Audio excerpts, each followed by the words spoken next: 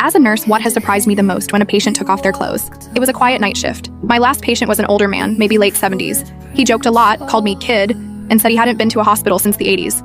When I helped him change into the gown, he paused, looked down, and mumbled, "Sorry if this is awkward."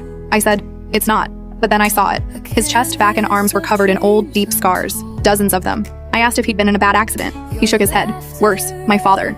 He told me bits and pieces. How he ran away at 15. How he lied about his age to join the army just to escape. He said the only thing that kept him going was telling himself that one day, he'd have a normal life, a safe home, no yelling, no bruises. He never did. No wife, no kids, just a tiny apartment and a cat named Lucy. Before I left the room, I asked if he needed anything. He smiled and said, "No, just thanks for seeing me." Most people don't. I stood in the hallway after and cried. Not because he was dying, but because no one had ever made sure he'd lived. The next night, I brought him Lucy in a little carrier. He cried harder holding her than he did when they told him he had days left. He died with her asleep on his chest, and I stayed until his heart stopped.